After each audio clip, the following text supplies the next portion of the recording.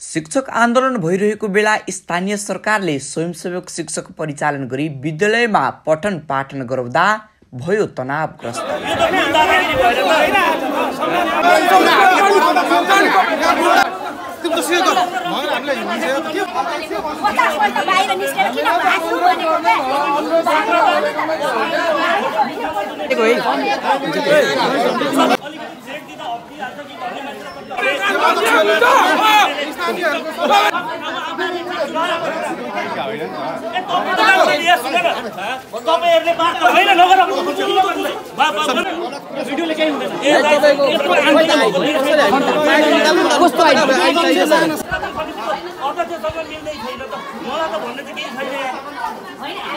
बराहा क्षेत्र नगरपालिका वडा नम्बर 10 मा रहेको शिवप्रकाश माध्यमिक विद्यालयमा तनावग्रस्त अवस्था सिर्जना भएको छ।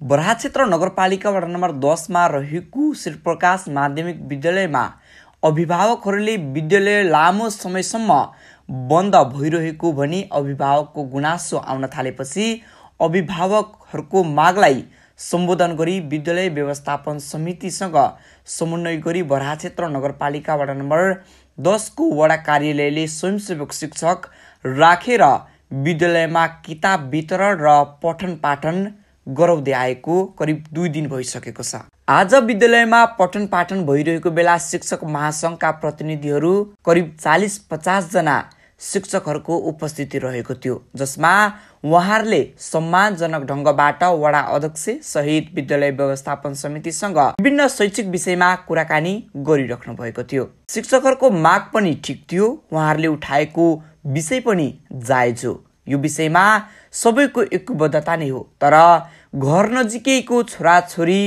निजी विद्यालयमा पढ्न विद्यालय जाने अवस्था भइरहँदा सरकारी विद्यालयमा पढ्ने बालबालिकाहरू पढ्न नपाउने अवस्था सिर्जना भएपछि यो समस्यालाई समाधान गर्ने हेतुले विद्यालयमा कक्षा सञ्चालन गरेको स्थानीय सरकारको भनाइरहेको छ। यही विषयमा आधारित रही दोहोरो संवाद बढ्न थाल्यो। शिक्षक महासंघ बराहा क्षेत्रका सम्पूर्ण पदाधिकारीहरू पनि हुनुहुन्थ्यो। दोहोरो कुराकानी भइरहँदा राम्रो पक्ष उल्लेख समेत भएको थियो, तर धेरै जनाको बाक्लो उपस्थिति भएपछि शिक्षक विद्यार्थी तथा स्थानीय जनप्रतिनिधिहरूको बाक्लो उपस्थिति भइरहेको बेला विद्यालय व्यवस्थापन समितिका अध्यक्ष र शिक्षकहरू बीच यस समस्या समाधान गर्न यस विषयमा लागिरहेको बेला केही अभद्रपूर्ण व्यवहार सहित अशोभनीय शैली समेत प्रस्तुत भएको थियो। विद्यालयको घेराभित्र विद्यार्थीहरूको उपस्थितिमा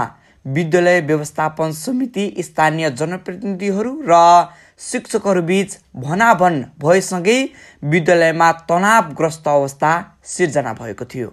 शिक्षक भन्छन् हाम्रो आन्दोलनलाई सघाउ पुर्याउन विद्यालय बन्द हुनुपर्छ, तर स्थानीय सरकार भन्छन् विद्यालय ठ्याप्पै बन्द गर्न दिँदैनौँ, तर कक्षा सञ्चालनको समय भने परिवर्तन गर्नेछौँ। समाचारको लागि समीर चन्द्रवंशी।